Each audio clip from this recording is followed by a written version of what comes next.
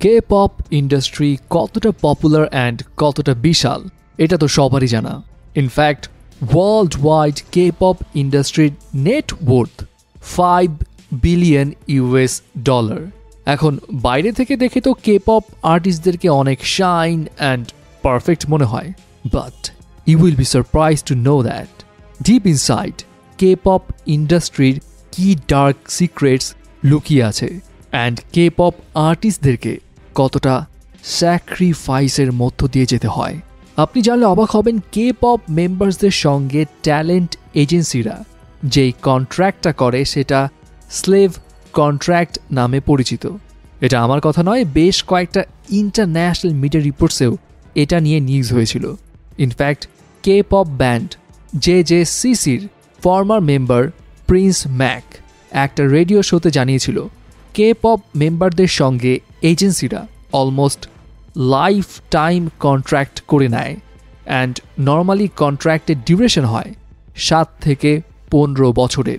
But সবচাইতে worst পার্টটা হলো এই কন্ট্রাক্টের কার্যকারিতা শুরু হয় কে-পপ আর্টিস্ট হিসেবে ডেবু হওয়ার পরে।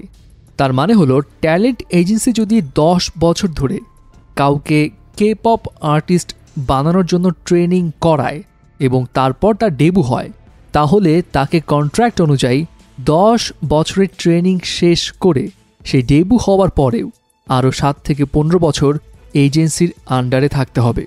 অর্থাৎ লাইফের 20 থেকে 25 বছর সেই এজেন্সিকে দিয়ে দিতে হবে।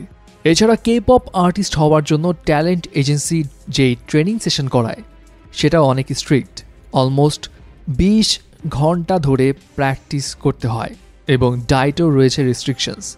কারণ কে-পপ ট্যালেন্ট এজেন্সিরা মনে করে এই ইন্ডাস্ট্রির আর্টিস্টদেরকে ফিজিক্যাল অ্যাপিয়ারেন্স অনেক পারফেক্ট হতে হবে। দ্যাটস ওয়াই প্রত্যেক মেম্বারদেরকে ট্রেনিং সেশনের সময় একটা নির্দিষ্ট ওজন মেনটেন করতে বলা হয় এবং নির্দিষ্ট পরিমাণ খাবার খেতে দেওয়া হয়। আর সবচেয়ে খারাপ বিষয় হলো যদি কারো ক্ষুধাও লেগে যায় তাহলে তাকে খাবার দেওয়া হয় না, বরং শুধুমাত্র পানি খেয়ে থাকতে হয়। শুধু তাই নয়, ট্রেনিং সেশনে প্রত্যেক সপ্তাহে মেম্বারদের ওয়েট মাপা হয়। যদি নির্ধারিত ওজনের থেকে কারো ওজন বেশি হয় তাহলে তাকে পানিশমেন্টও দেওয়া হয়।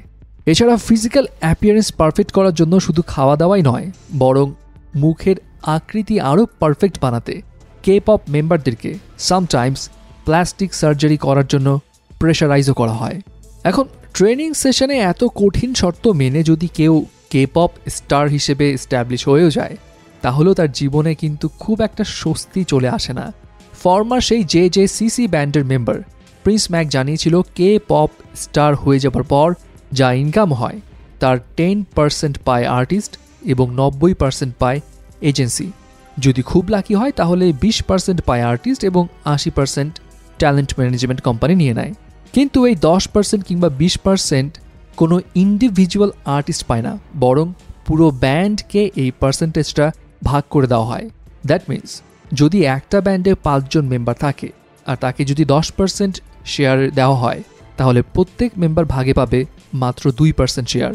আরও ওর্স্ট পার্ট হচ্ছে এই 2% থেকে ম্যানেজমেন্ট টাকাও কেটে নেয় অ্যান্ড তাদের কথা ট্রেনিং সেশনের সময় যেই টাকাগুলো ইনভেস্ট করা হয়েছে সেগুলো আর্টিস্টদের নিজেদের ইনকাম থেকেই পরিশোধ করতে হবে।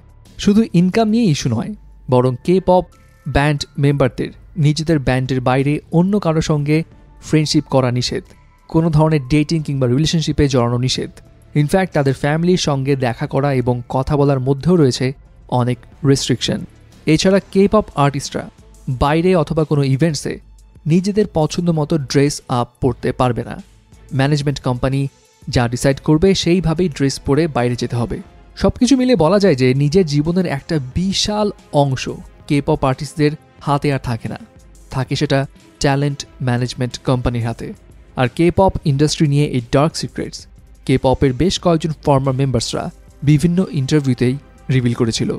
সো ভিউয়ার্স, কে-পপ ইন্ডাস্ট্রির এই ডার্ক সিক্রেটসগুলো জেনে আপনি কি ভাবছেন জানাবেন কিন্তু।